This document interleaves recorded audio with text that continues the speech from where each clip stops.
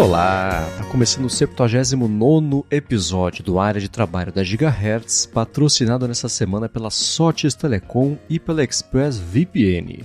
Quem tá falando aqui é o Marcos Mendes e assim como toda semana, a Bia Kunz e Garota Sem Fio também tá por aqui. Tudo bom, Bia? Olá, Marcos. Feliz Natal para começar, né? Para você, para os ouvintes. Vocês acharam que iam ficar sem podcast entre o Natal e o Ano Novo? Estamos aqui perturbando o feed de vocês. Não é fácil assim se livrar da gente. Até porque essa época é importante a gente trazer algumas coisas aqui, porque tá todo mundo... É claro que é só uma data, né? Uma divisória, digamos assim. A vida é um contínuo, né? Mas é um período que as pessoas avaliam como foi seu ano, o que conquistaram, tentam entender aonde erraram e começam a planejar o ano seguinte. Então é essa a pauta principal do episódio hoje. Boa, vai ser isso mesmo. É isso, né? Fim de ano a gente fica mais reflexivo mesmo, mas é importante, né? Tem toda a parte, é só mais uma volta em torno do sol. Tá, parabéns. Mas eu acho que existe uma oportunidade bacana de rever e refletir e, bom, porque não pensar até em melhorar, né? Então, começamos essa conversa na semana passada, a gente vai seguir com ela aqui. Agora, antes disso, eu quero saber, Bia, se você já localizou aí um VHS que pode valer milhões de reais em alguma caixa, alguma gaveta, armário seu em casa. Eu vou falar pra vocês, eu nunca me desfiz das minhas fitas VHS, eu não sei nem se estão funcionando. Mas eu tenho filmes antigos que eu comprei fora do Brasil, nos anos... final dos anos 90, início dos anos 2000. Eu gosto muito de musicais antigos, né? Então, na época, a gente não achava... Aqui tinha as locadoras, as lojas, a gente não achava alguns títulos que não eram tão conhecidos, né? Então, eu apelava para as grandes redes que existem ainda em alguns lugares, em Nova York, em Los Angeles, ainda tem umas lojas grandes, não só de vinis, mas de filmes antigos também. E você sabe que o pessoal desceu o relho nessa notícia, né, Marcos? Se você quiser comentar a notícia antes... Por quê? O que aconteceu foi o seguinte, apareceu uma notícia dizendo a volta do videocassete, videolocadoras ressurgem e fitas alcançam milhares de dólares em leilões. Eu acho que isso é parte de aquele pêndulo tecnológico para tudo, né? Foi o lance dos vinis, é a mesma coisa, né? Aliás, eu vi alguém comentando esses dias que os vinis ultrapassaram as vendas de CDs, é o novo, a sonda Voyager saiu do sistema solar. A cada 2 anos aparece essa mesma notícia e todo mundo repercute, comenta e etc. E vi ao longo do ano passado também sobre alguém falando sobre como as fitas cassete também estão vivendo aí um momento de volta, etc. E a mesma coisa com o videocassete, as fitas VHS, que, enfim, né, entusiastas de cinema aí, e tá voltando todo esse lance, mas qual foi a confusão? Por que o Twitter pirou com essa notícia? Então todo mundo falando que é coisa de hipster, que o jovem tem que acabar, aqueles comentários de sempre, né? Mas eu vou polemizar aqui, eu vou defender os hipsters. Não porque seja modismo, que você queira pagar de descolado, colocando um videocassete de 4 cabeças, 6 cabeças. Lembra que a gente brigava para ter o máximo de cabeças possíveis no videocassete? Ninguém nem sabia o que significava, mas queria os da Toshiba que tinha mais cabeças. Eu dei 8 cabeças, pois é, bem por aí. Mas é muito mais do que isso, gente. Isso, eu vou puxar um outro assunto que a gente vai comentar, que é o filme que a gente comentou na semana passada, do Jim Kelly, que eu falei errado, gente, vocês vão me perdoar. O filme não era aquele. Pois é, me desculpem, tá? O filme antigo era The Happy Road, tá? Filme em preto e branco, o outro era preto e branco também. Não são os filmes mais conhecidos dele. Então, a gente pode confundir às vezes, né? Só que eu fiquei muito chateada porque eu fui procurar tanto um quanto o outro para rever, para assistir, e eu não achei em lugar nenhum. Não achei, não tem streaming, não tem YouTube, não tem... Até os serviços alternativos aí, que provavelmente eu vou dar uma procurada lá para achar, mas o streaming tá matando os clássicos, e é por isso que eu vou defender a volta do videocassete. porque as minhas fitas estão aqui. Eu tenho esses 2 filmes em VHS. Eu descobri que eu não tenho como assistir. Olha que mancada, né? Eu vou caçar um videocassete em alguma loja de velharias por aí. O DVD player tá aqui ainda, embora não use mais há muito tempo. É complicado, né? A gente se rende ao streaming. É tão mais prático, né? Você tem um catálogo ali na tua frente, você senta no sofá, escolhe. Mas eu acho que o streaming está matando os clássicos. O que a gente vê muito hoje é que tem vários serviços de streaming também, e os títulos ficam pulando de um catálogo de uma empresa para da outra empresa, né? Isso irrita muita gente também, mas é tudo uma questão de contrato, de distribuição, qual distribuidora é de qual estúdio e faz contrato com qual plataforma. É uma confusão, mas as pessoas ficam perdidas, né? O que é uma pena, porque o streaming, para as empresas, foi bom no sentido de diminuir a pirataria, né? Ficou muito mais prático do que você caçar torrents por aí, vamos dizer assim. Né?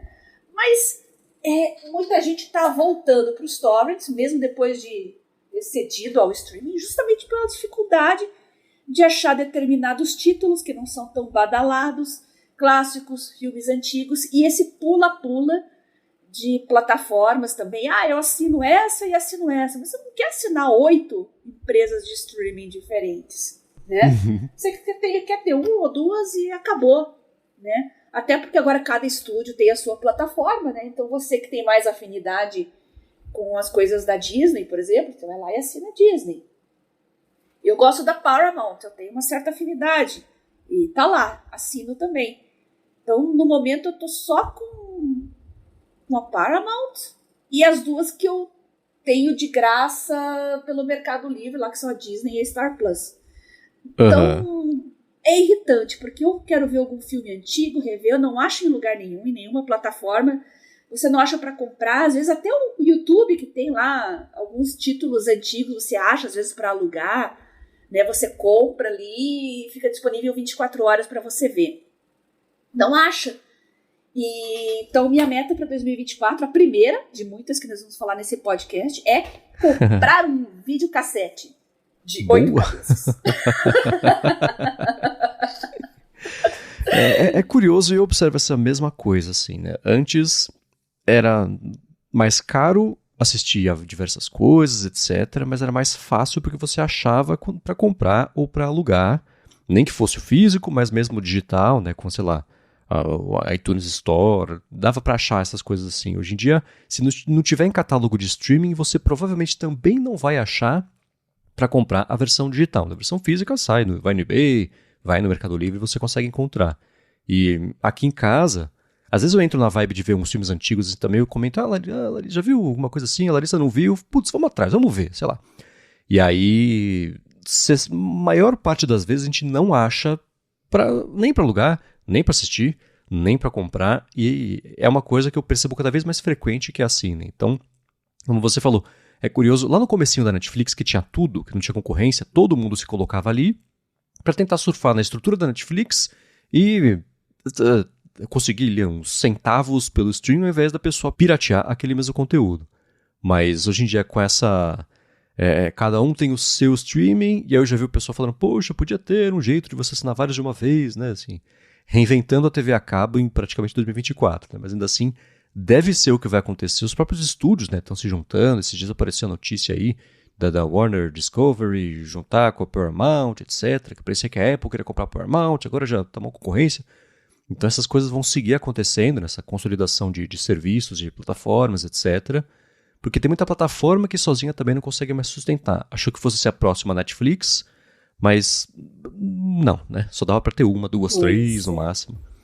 Mas eu concordo com você que é um desafio cada vez maior mesmo assistir a coisas que a gente quer assistir e que com a internet à nossa disposição a gente imaginaria que seria mais fácil mesmo. Acho legal a tendência aí da volta do lance do VHS, de tudo de mídia física. É bacana ter coisas, segurar as coisas, colecionar coisas, né? Eu tenho aqui alguns VHS, tenho um que é o do filme O Balconista, do Kevin Smith, Tem um do Iron Maiden também, que é The First 10 Years, que é de videoclipes lá do comecinho da carreira deles. E um também de que quando eu era criança, eu e meu irmão a gente assistia um VHS até cansar, que era um sobre basquete, chamava Dazzling Dunks and Basketball Bloopers. E eu tenho esse aqui guardado até hoje, só porque a gente assistia uma bobeirinha assim, comprada numa viagem. Claro. Totalmente, né? Eu procurei aqui, ele vale R$2,50, mas pra mim vale muito mais, pro meu irmão também, porque teve aquele momento, né, da infância, assistir, etc. Mas eu acho bacana essa volta aí, espero que essas coisas continuem. Um assunto que a gente nem tocou, mas a gente já tocou algumas vezes aqui, é que você alugar ou até comprar um filme no streaming é a mesma coisa que livro, né? Se acabar o contrato ali de quem está fornecendo aquilo com a Amazon, por exemplo, o livro some. Você comprou o livro, você não consegue baixar de novo, não consegue assistir de novo, né? Então, você compra o direito de assistir a um conteúdo, e não exatamente o conteúdo como é com uma mídia física, né? Ninguém vai bater na porta da sua casa, dá aqui esse VHS, não pode mais ter, né? Não existe isso. Então, acho bacana essa volta aí, assim, com tudo que de tecnologias antigas que voltem à voga, acho legal, que traz um pouquinho de sei lá, não só a parte saudosista de como é que era antes, mas também que apresenta coisas novas para uma geração nova, que é sempre bacana, né? Acompanhe minha saga, gente. Eu vou dar uma olhada nos meus armários ali, nas minhas fitas e as raridades. Eu vou fotografar. Eu posto no Twitter lá depois para vocês darem uma olhadinha, @garotasemfio. E eu gostaria de saber a opinião de vocês também. Eu não cheguei a me desfazer de vinis porque, pela minha idade, eu peguei a transição de vinil para CD. Então, a fase dos vinis era minha mãe, né? Meus pais que compravam, principalmente a minha mãe, né? Que era mais bitomaníaca, era mais a minha mãe que comprava, então ela não se desfez de nada, tá tudo lá até hoje. Aí, quando eu comecei a comprar com o meu dinheiro mesmo, ali pelos 15 anos de idade, eu já comecei direto do CD, que tava pegando a crista da onda ali já, né? Nos anos 90, 91... já estava popularizando, então eu comecei a ter minha própria coleção em CDs. E eu me desfiz de pouca coisa, para ser bem sincera para vocês. Eu me desfiz do que eu realmente não gostava de CD. Então não caí nessa armadilha que o pessoal do vinil caiu, né? De se desfazer de vinis para trocar por CD. Então eu não troquei meus CDs por streaming, não. Tá tudo aqui guardadinho. Vou mostrar para vocês os itens mais preciosos da coleção, e muita coisa não tem em streaming, inclusive discos. Tem alguns bootlegs guardados aqui também, que eu já achei no YouTube, mas é aquele negócio, né, gente? Aí não é uma plataforma de música, a gente tá falando de usuários que postam coisas. Sim. Né? Tem um show do Focus também, que passou na Rede Globo em 80 e nem lembro. Mas, gente, passar um show do Focus na íntegra, num domingo à tarde, na Rede Globo, é de se pensar o que aconteceu, né? Esse tem no YouTube, e se eu achar o link, eu passo para vocês, porque tá salvo nos meus favoritos. Né? Boa. É muito legal. Focus é divertido mesmo. Mas, fico feliz com esse pêndulo da volta de tecnologias antigas para nova também. Apresenta tecnologias e conteúdos novos para o pessoal que não conhece, é sempre bacana, né? Eu amo tecnologia, mas eu odeio quando ela começa a matar conteúdo. Isso me deixa muito irritada. Excelente. Muito bem, vamos começar com os follow-ups aqui em relação às últimas semanas, mas antes eu vou tirar um minuto do episódio para agradecer a Sotes Telecom, que está mais uma vez patrocinando o Área de Trabalho e quer te ajudar a economizar com comunicação interna aí da sua empresa. É o seguinte, a Sotes Telecom é uma operadora de voz e dados que oferece soluções de telefonia para empresas, e ela tem um serviço de PABX na nuvem, que é a solução perfeita para sua empresa ter mobilidade e facilidade para a instalação de ramais e de linhas telefônicas. Com o PABX em nuvem da Sotes Telecom, você implementa ramais na sua empresa totalmente pela internet, sem precisar de fiação nova, quebradeira, complicação, e ela tem também uma série de ferramentas para você poder acompanhar as métricas aí das ligações da equipe, né? Tem relatórios online, por exemplo, uma série de ferramentas de gerenciamento, o que te ajuda bastante aí no dia a dia. Além disso, com o PABX em nuvem da Sotes Telecom, você tem custo zero na comunicação entre a matriz e as filiais, então, além de ter facilidade para administrar os ramais e de ter acesso às métricas de ligações da equipe, você economiza ainda por cima com a comunicação interna. Já uma outra coisa bacana é que nas regiões de São Paulo e São Bernardo, a Sotes Telecom oferece um link dedicado em fibra óptica para empresas. Então, para você que está procurando por qualidade de serviço, flexibilidade e baixos investimentos em serviços de voz, entre em contato com a Sotes Telecom que eles vão te ajudar. Acesse o site deles que é sotes.com.br, sothis.com.br, tem link na descrição aqui do episódio, ou vai no Facebook, vai no Instagram, procura por @Sotes Telecom, comenta que você escuta o Área de Trabalho e pronto, dá o primeiro passo para resolver de vez a telefonia IP e a comunicação da sua empresa. Muito obrigado à Sotes Telecom pelo patrocínio aqui do Área de Trabalho e pelo apoio a toda a Gigahertz. Tá aí a oportunidade de entrar em 2024 com a sua empresa mais conectada.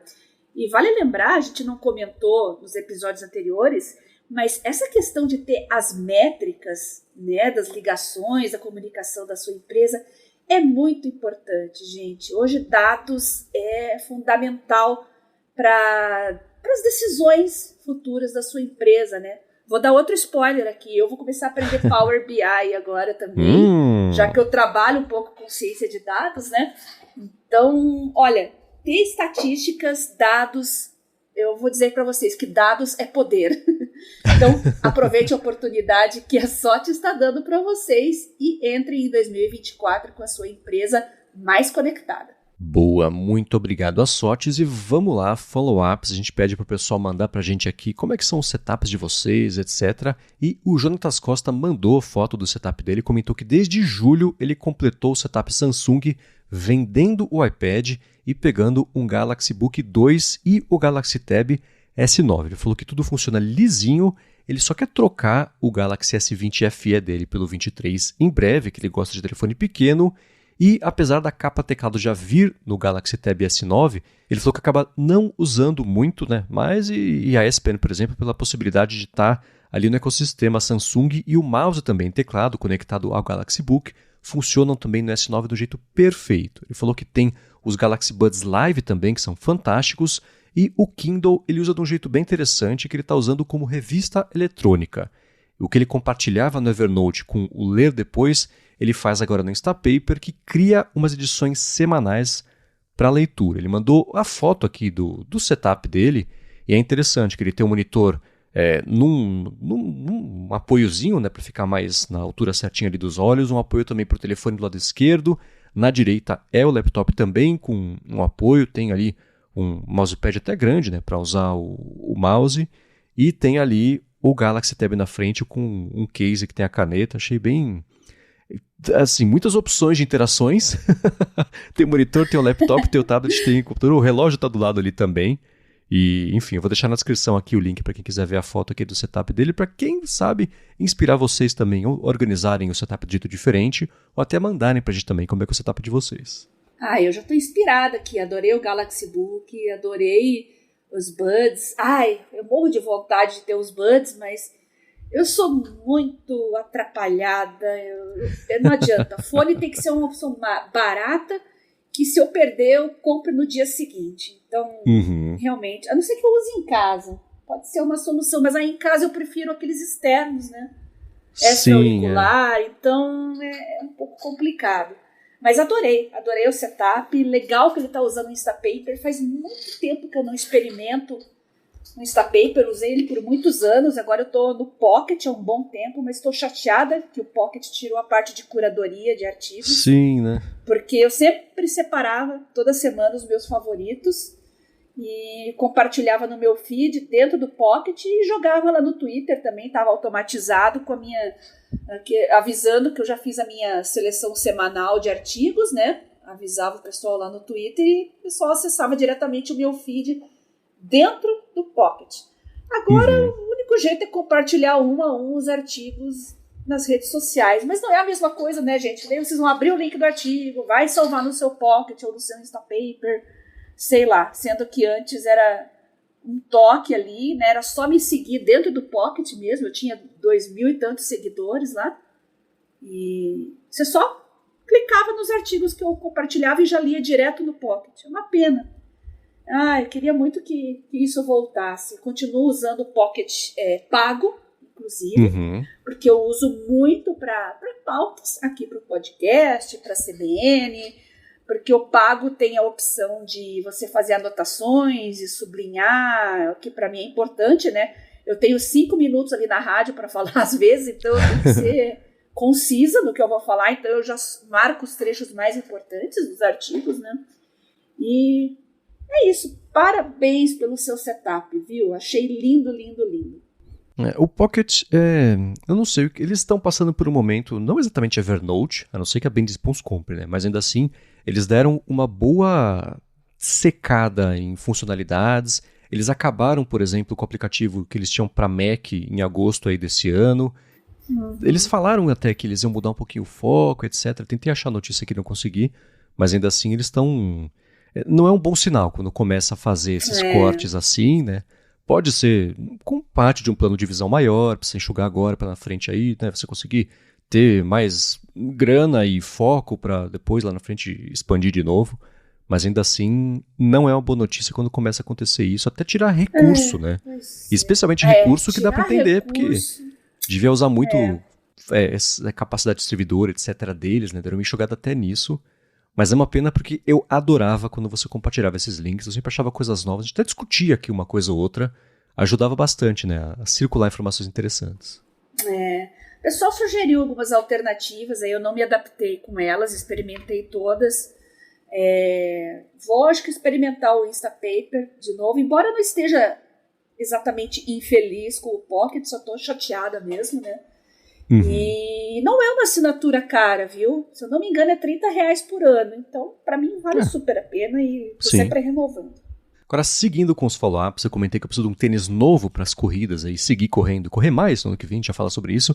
O Gustavo Antunes falou que quis passar uma experiência própria, que é o seguinte, ele tem 2 tênis que alternam nos treinos de corrida. Um é o Nike Downshift para treinos mais curtos e o outro é o Adidas Supernova Plus para os longões.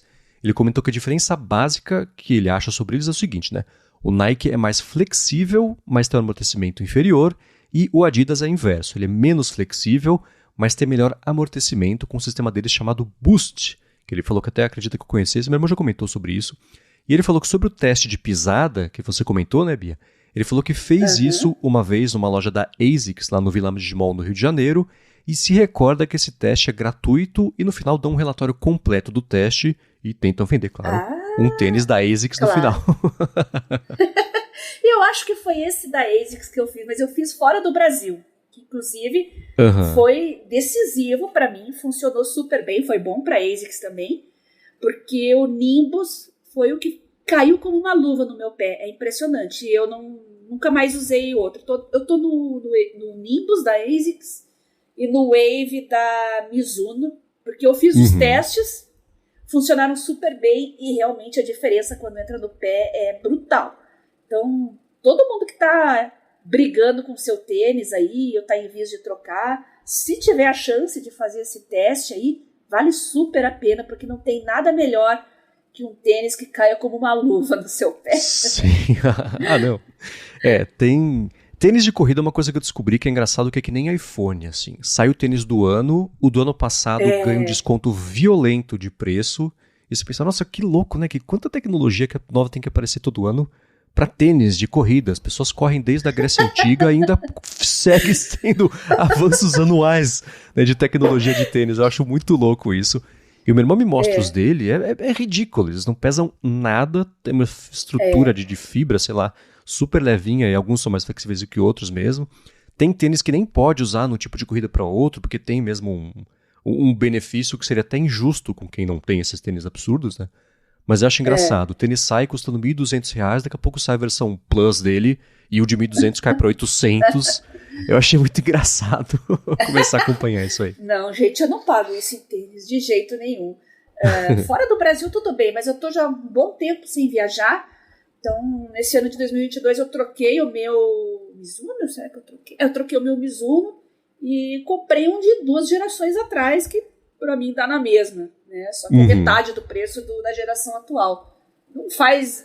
Realmente, se você já tem um tênis bom, a marca é boa, o modelo se encaixa com o seu perfil, você não tem que ficar se preocupando em ficar atualizando todo ano. Né? Pra quem usa muito, corre muito, eu entendo, porque dá essa desgastada mesmo. Claro.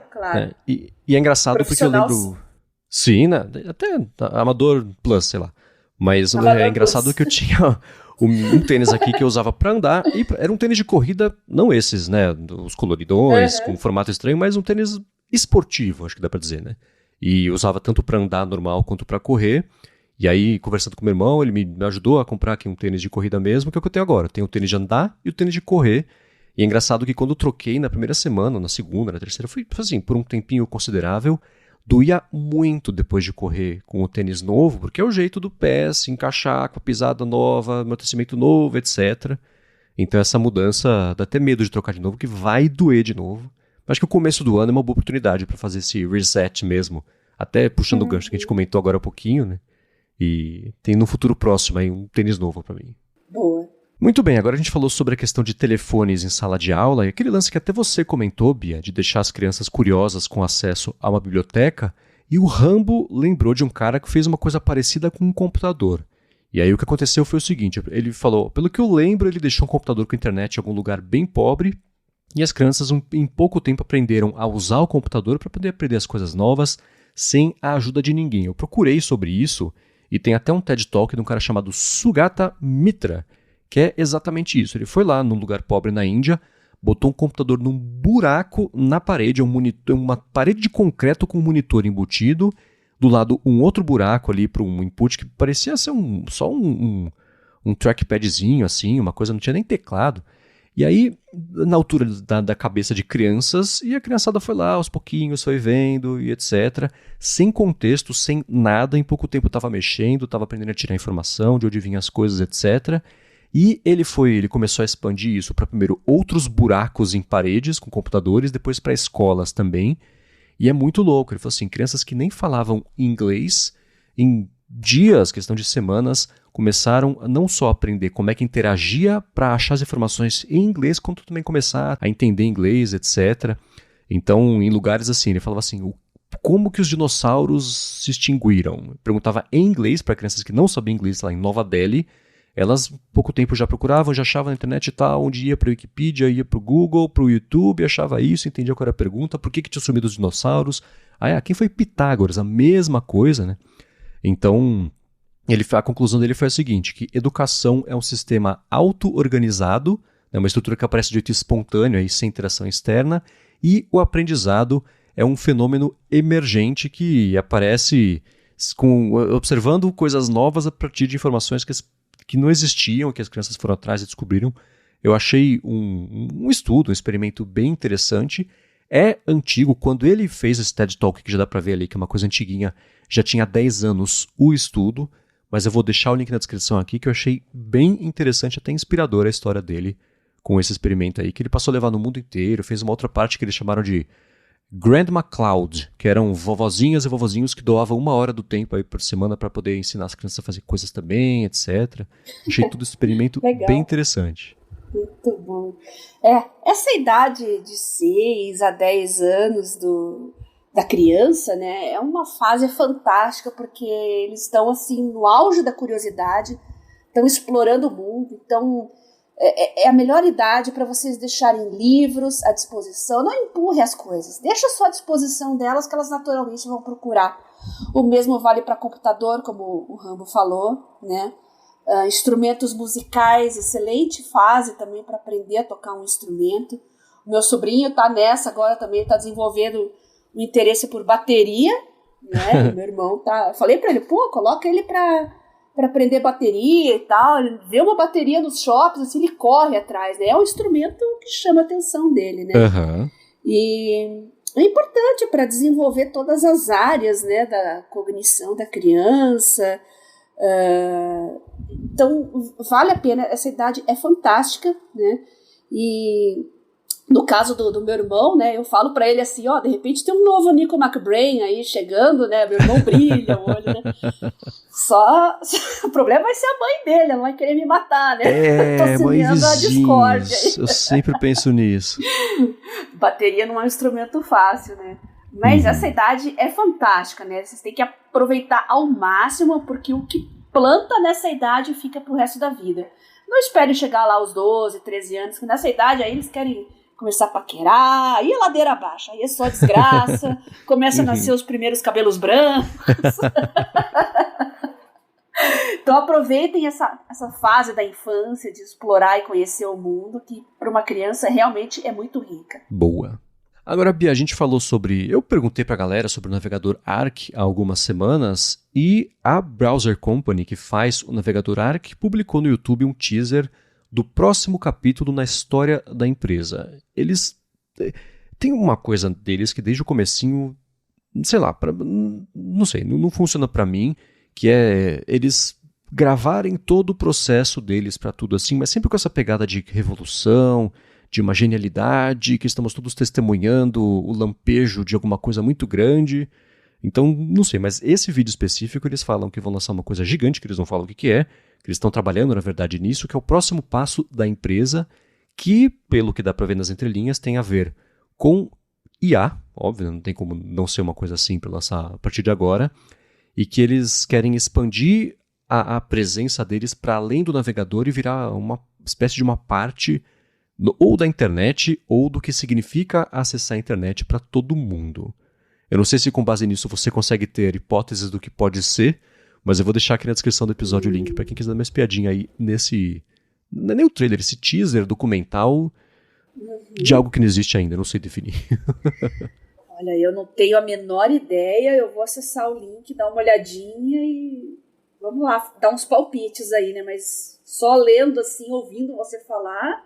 Cheio de mistérios, eu não sei o que pode ser de tão inédito assim. Eles, uma parte do que eles mostram no vídeo parece ser uma evolução, basicamente, ali do Arc, do tipo assim, não quero a receita para não sei o quê. Eles falam assim, o caminho hoje é o caminho que sempre foi. Você procura pela receita, aparece o Google, você dá uma olhadinha nos resultados, você acha o resultado que é bom para você, aí você acessa o resultado. Ele fala assim, se a gente cortar todo esse processo, você quer saber o negócio, te aparece lá direto o resultado do que você pesquisou. E aí eu fico pensando que isso é bacana se funcionar, mas para mim parte do processo da pesquisa é eu entender os links que são melhores para mim naquele momento, no contexto que eu tenho, que não faz parte da busca, né? Eu busco rapidinho, eu uso a menor quantidade possível de termos para achar resultados, os candidatos a resultados que eu quero. E aí com os resultados eu vou fazendo a triagem para achar o que eu preciso, né? Eles querendo cortar isso pode ficar muito bacana, sob risco também de não exatamente piorar a experiência, mas é que nem a minha experiência com o Arc, na verdade. Eu tive que ficar brigando ali com o sistema para conseguir chegar onde eu chego do jeito muito mais fácil, no meu modo de navegar. Né? Então é interessante, mas tem que ser feito com cuidado, porque não tem só um jeito de achar as coisas. Né? Navegador basicamente é a mesma coisa em todos, então o que vai diferenciar são os extras, né? Vai fazer você escolher um ou outro, o seu estilo de navegação, o seu estilo de trabalho. Agora, oferecer coisas novas realmente é difícil. Sim. Um segmento que está tão consolidado, né, na minha opinião, eu acho que não tem tanto mais o que explorar, até porque os add-ons já costumam cumprir esse trabalho, né? Mas legal, se realmente aparecer alguma novidade, eu acho que para nós, nerds e geeks, acho que o que mais importa é o quanto de consumo dos recursos do sistema ele faz, né? Você tem lá 500 abas e mais um player e mais um editor e mais um monte de coisa aberta ao mesmo tempo, né? E se o teu navegador segura as pontas e cumpre muito bem, o usuário exigente tende a fidelizar. Sim. Então, acho que depende do público, realmente. Vamos ver e acompanhar isso aí. Espero que seja legal. Tenho resistência a essas coisas, mas do outro lado, eu que gosto de tecnologia, fala assim, espero que seja alguma coisa bacana, que ajude a evoluir e andar pra frente, porque tem a parte boa e a parte ruim, né, da navegação ser a mesma coisa há 20 anos, né? Então vamos ver, né? Muito bem, concluindo aqui os follow-ups, você mandou... Eu não sei se você tirou de um dos grupos ou se é uma pessoa que mandou direto pra você, mas o usuário, o ouvinte Vete, falou o seguinte, denúncia. Percebi ontem e hoje, quando vou escutar podcasts no Spotify, que sozinho ele aumentou a velocidade de reprodução. Estava em 1.2x e não em 1x. Ele falou, provavelmente eles querem que você ouça mais rápido. E ele percebeu também que não roda um podcast com vídeo no 4G se você desabilitar o vídeo, né? Então, se você quiser ouvir só o áudio no 4G do que é vídeo, não está acontecendo.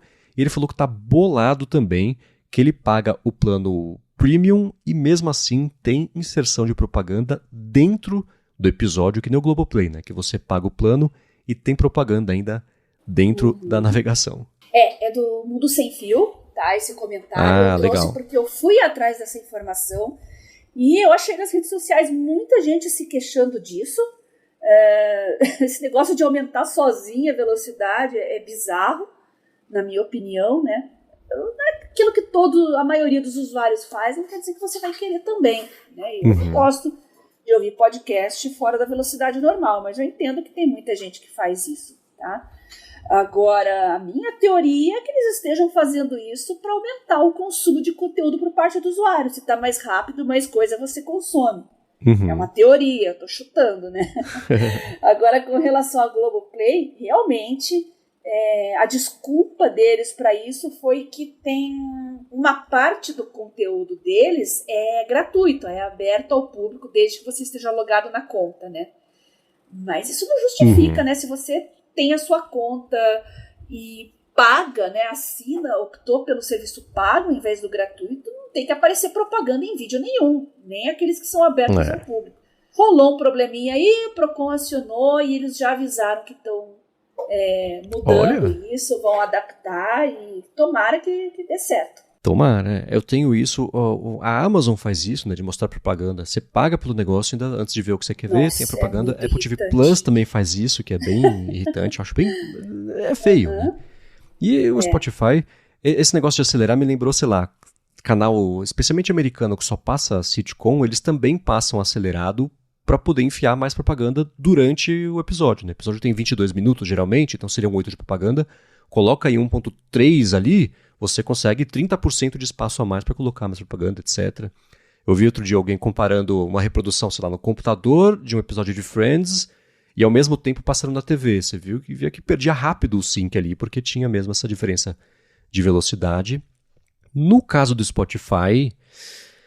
desde o começo, isso foi uma coisa que a gente foi bem crítico lá no ADT, quando eles começaram a investir em podcasts com a fórmula de YouTube e não ia funcionar. Né? Tinha o lance todo de que eles... Como assim? Começou do jeito interessante. Compraram a Anchor, compraram a Podsites, compraram o Chartable também. Então, ferramentas para ajudar e facilitar a produção de podcasts de um lado e ferramentas de métricas, etc., do outro, para poder ter bem essa pegada de negócio. O que é interessante, né? O mundo de podcast sempre foi... Ele é historicamente amador e deu certo meio por acaso, mas ele deu certo por acaso porque eram pessoas com algo a dizer e ouvintes interessados por isso, só que de um jeito mais inteligente. Eu não sei diferenciar sem ofender outros tipos de mídia, que não é nem de longe aqui a minha intenção. Mas aí o Spotify começou, vamos gastar $1 bilhão em podcast. Eles compraram a Gimlet Media, por exemplo, The Ringer também, Parcast, e começaram a fazer os podcasts exclusivos, o que aí sim é uma coisa que eu criticava bastante no ADT, sempre falei, podcast é livre, a fórmula de fechar o podcast da plataforma não funciona. Aí teve parceria com um dos casais reais lá também, que também não deu certo. Então, ao longo dos últimos 3 anos aí que eles começaram a investir bastante nisso, porque para eles sempre fez sentido, né? Se você escutar música, eles têm que pagar porcentagens de centavos de nada para artistas. Se você escuta podcast, eles não pagam nada para ninguém, né? E aí se você escuta acelerado, escuta mais podcast ainda, então é uma coisa que fazia sentido economicamente para eles, numa escala, volume, milhões de pessoas escutando, etc., mas ao longo dos últimos anos, os investidores falaram, vocês gastaram essa grana toda pra quê mesmo? Cadê resultado? O Spotify não teve resultado para apresentar, né? Aos pouquinhos, os podcasts que passaram a ser exclusivos foram percebendo que esse era um péssimo negócio, aí ou o podcast acabou, ou eles voltaram a ficar disponíveis aí em mais plataformas, e aos pouquinhos foi meio que ruindo essa estratégia aí do Spotify com podcasts, o que, de um lado, é uma pena, porque era uma plataforma, das principais plataformas do mundo de escutar coisas investindo no mercado, que eu adoro, mas, por outro lado, desde o começo eu achei que era estranho. Não funcionava ali essa fórmula de YouTube para podcast, porque sempre foi outra coisa, podcast, né?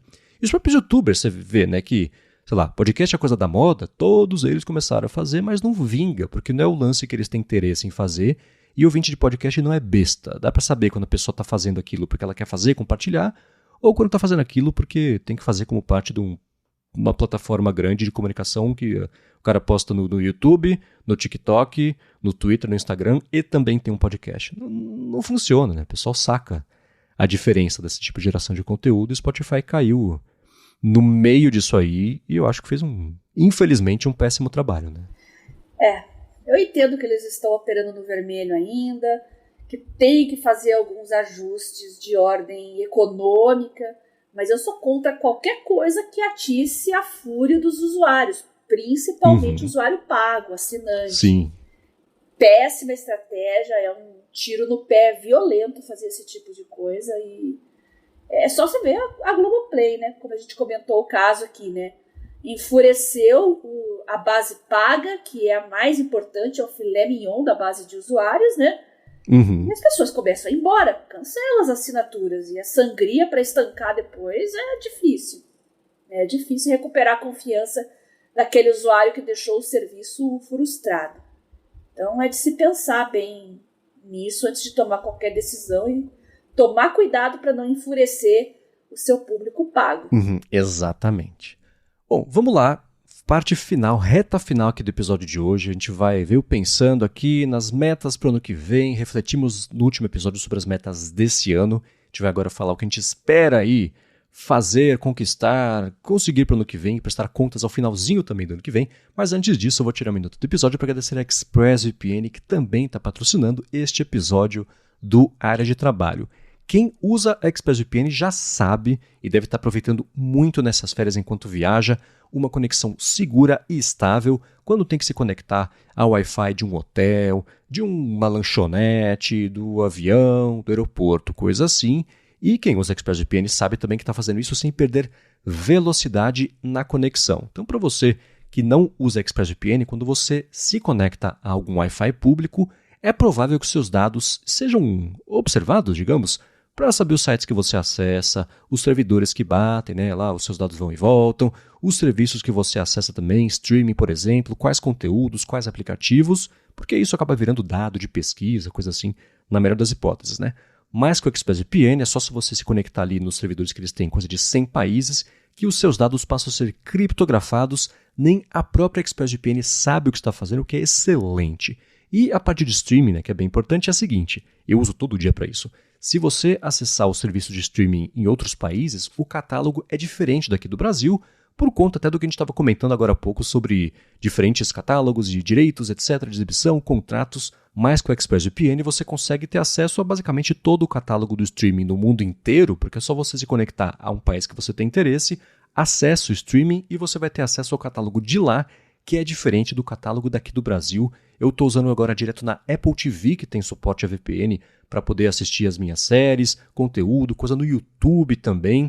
E uma coisa bacana, a mais bacana na verdade é a seguinte, se você for em expressvpn.com/adtrabalho, você vai ter primeiro um mês de graça para experimentar, ver como é fácil colocar no seu telefone, no tablet, no computador, no roteador da sua casa se você quiser.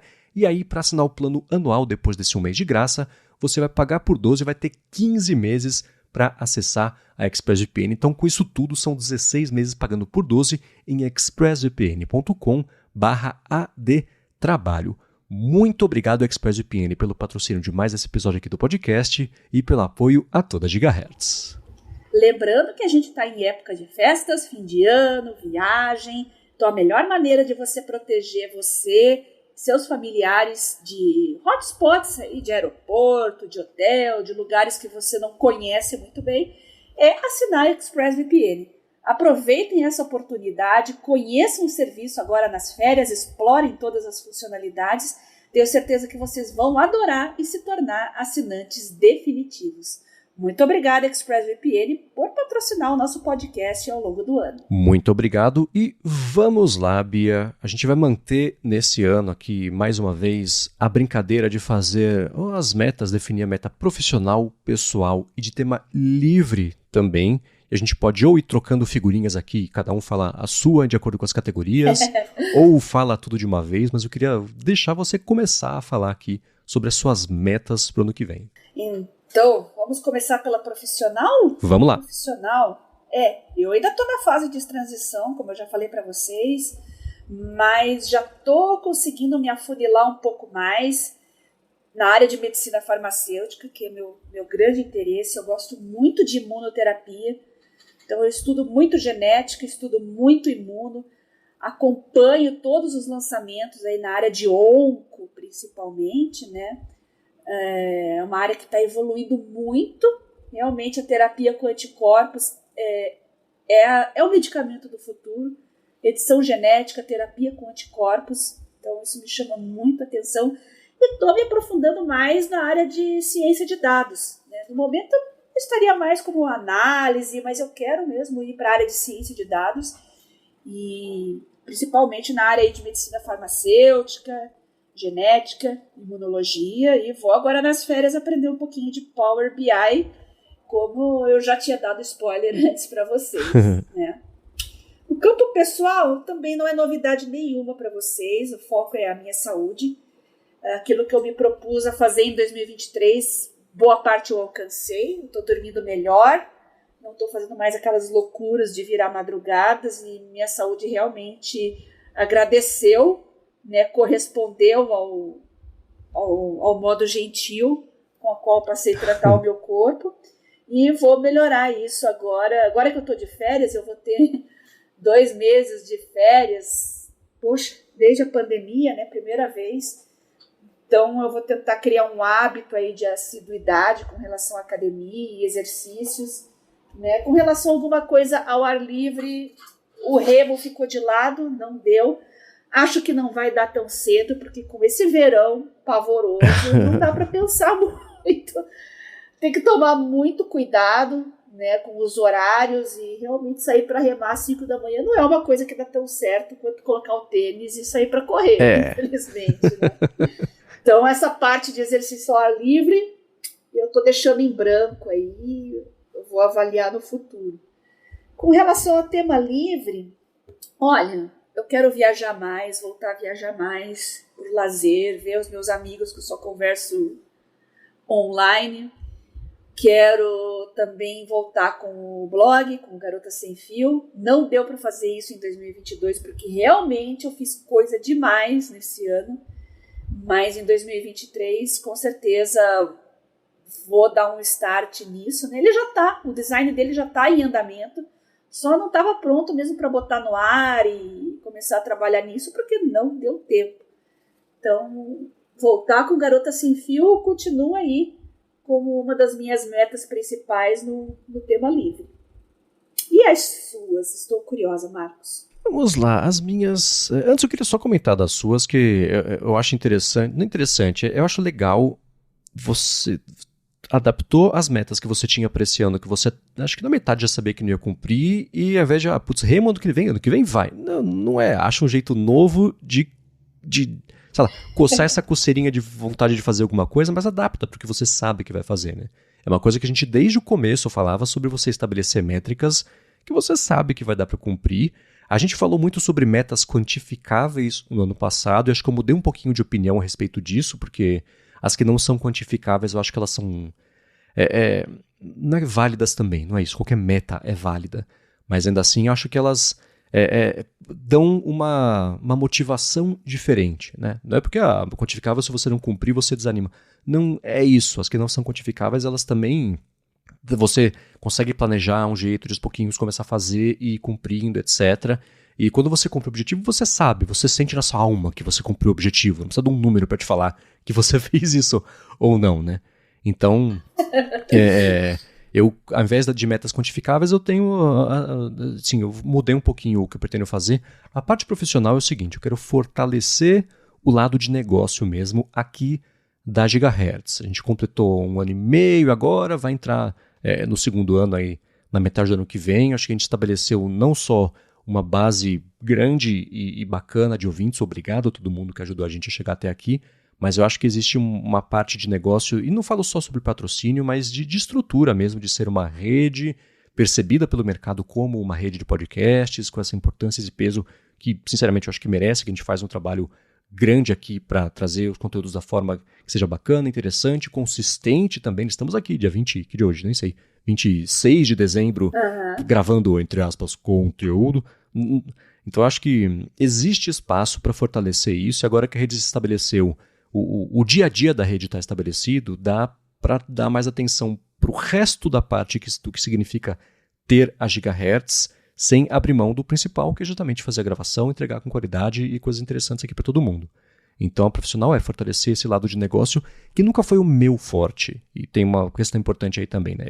Toda vez, a gente já comentou sobre isso aqui, toda vez ao longo da minha carreira na publicidade, que eu fui colocado em cargos mais gerenciais, foi um inferno para mim e para quem eu estava gerenciando, porque o meu negócio é esse, aqui agora, mão na massa, é fazer, e tanto a parte de operacional, de fazer a gravação, do planejamento da pauta, edição, a revisão, publicação, etc. Isso que eu gosto, que eu me divirto fazendo. Meu cérebro sente prazer nesse tipo de tarefa. A parte administrativa nunca foi a minha, mas ela é importante, né? Se eu quero empreender, tem que ter tudo isso, né? Até a rede crescer o suficiente para ter pessoas para fazer isso, mas para chegar nisso eu tenho que fazer essa parte. Eu e o Rambo, claro, mas ainda assim, o Rambo tem a parte técnica que ele faz de um jeito excelente. A gente até, uma coisa que a gente comentou no último ADT, o Rambo implementou um sistema super bacana de transcrições de todos os episódios já publicados até hoje e de um jeito automático também episódios novos. Né? Para quem for, por exemplo, em gigahertz.fm/adtrabalho/78, só para garantir para quem está escutando aqui o que acabou de ser publicado, vai no da semana passada, no player, tem um símbolozinho de aspas. Se você tocar no símbolo de aspas ou clicar, né, vai abrir uma janelinha com a transcrição sincronizada com o que está sendo dito, com busca também. E se você, no episódio, no link do episódio, colocar .txt, abre direto a transcrição com uma fala por linha ali, tá super bacana. Ele fez isso tudo com o Whisper rodando num computador remoto, usando o MacStation, etc. Os detalhes disso estão no ADT e no último Olá Mundo. Eu vou deixar os links aqui na descrição.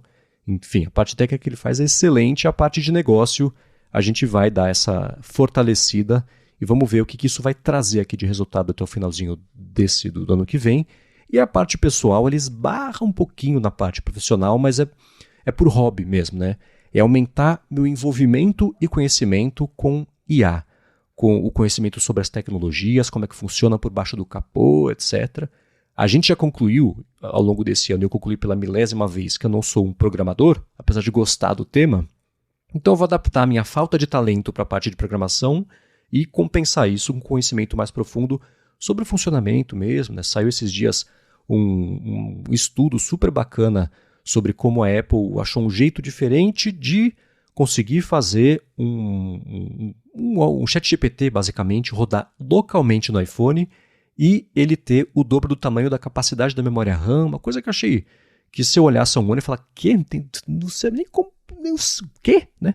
Hoje eu já consigo olhar, ler o estudo, entender por que funciona assim, qual que é a solução, etc. Escrevi sobre isso no Mac Magazine no último fim de semana, eu vou deixar o link aqui também. Então é isso, é compensar a minha falta de talento técnico para gerar programação com o entendimento mais abrangente de como é que funciona, o que significa, para poder até falar sobre isso de um jeito mais inteligente, melhor informado e trazer o que eu fazia com o loop matinal, basicamente, né? Entender as partes complicadas da notícia, mastigar e entregar do jeito rapidinho, fácil, leve, que dê para todo mundo entender. Então eu vou juntar isso tudo e esse vai ser meu envolvimento aí, não desenvolvendo ferramentas de IA, mas entendendo o que está acontecendo para poder ter essa visão aí do que vai rolar. Agora, o tema livre, eu vou falar para vocês que eu não tenho uma coisa muito definida, né? Assim como a Bia comentou, no ano passado tinha parte de exercício, seguindo ano que vem, eu acho que vai ser por aí. Corrida engatou para mim do jeito super bacana. Eu corri nesse ano 100 km a mais do que no ano passado, então pretendo fazer esse mesmo vetor. Corri 520 km até agora, dá para exprimir mais 1 ou 2 corridas aí até acabar o ano. Então pelo menos 620 km eu quero correr no ano que vem. Já estou vendo com o meu irmão as corridas, né? A gente pretende fazer 2 de 21 quilômetros no ano que vem, uma no meio do ano, outra no final. Então é intensificar e seguir o que já está bom, não precisa mexer muito. Agora é só seguir nesse vetor e vai rolar. Maravilha, maravilha. Eu tenho muito que agradecer a IA também esse ano, porque foi o que mais me ajudou a organizar meu tempo e ser produtiva, porque eu fiz muita coisa mesmo esse ano, muita coisa. Eu não sacrifiquei minhas horas de sono, isso para mim é impressionante. E não é só uma questão de fazer mais e fazer de qualquer jeito, porque o meu desempenho melhorou. Eu consegui cumprir todos os meus compromissos, entreguei todos os meus trabalhos, na área profissional também, né, trabalho de freelancer e tudo que eu consegui fazer, a maioria eu entreguei até antes do prazo, graças à IA, né, isso para mim é uma coisa fabulosa. A parte de apresentações, eu já falei muito aqui, não vou repetir tudo que a gente já falou aqui ao longo do ano, mas essa parte de apresentações me fez ganhar muito tempo, né, já que eu faço muita apresentação. E podcast também, a gente manteve uma assiduidade legal aqui. Quando aparecia compromissos ou então algum incêndio para apagar, a gente conseguia remanejar e a consistência de publicação foi excelente. Então, poxa, parece que fiz muita coisa e tudo foi redondo esse ano, e boa parte é por causa das ferramentas de IA que eu aprendi a usar, a dominar e aplicar no meu dia a dia. É uma coisa sensacional e vou aumentar ao longo de 2024. Vou incrementar mais ainda. Eu estou até recebendo sugestões aí eu tô testando vários aplicativos que vocês mandam pra gente aqui. Tem um que até de exercício físico com o IA, que eu estou muito curiosa. Legal. Me mandaram aqui. Eu vi que ele tem uma assinatura um pouco salgada, mas a premissa é tão legal que eu acho que eu vou assinar para conhecer. E em janeiro, fevereiro, conforme eu vá usando, eu conto mais para vocês. Não vou falar de todos os aplicativos aqui que eu estou testando, porque é muita coisa mesmo. Mas a partir de janeiro a gente vai soltando aos pouquinhos aqui para vocês. E podem continuar mandando sugestões, dicas, comentários, prints no meu Telegram, @BiaCunze, no meu Twitter, @GarotaSemFio. A minha lista tá grande aqui e tudo que vocês me mandam eu salvo. Até peço para dar preferência para o Telegram, porque a gente tem aqui uma pastinha de feedback que é compartilhado com o Marcos. Eu tenho uma pastinha aqui de coisas que eu estou testando, de links que eu tenho para assistir. Às vezes eu vejo, respondo vocês, eu não assisto na hora o link, não vejo na hora, mas tudo fica organizadinho numa espécie de to-do list dentro do próprio Telegram.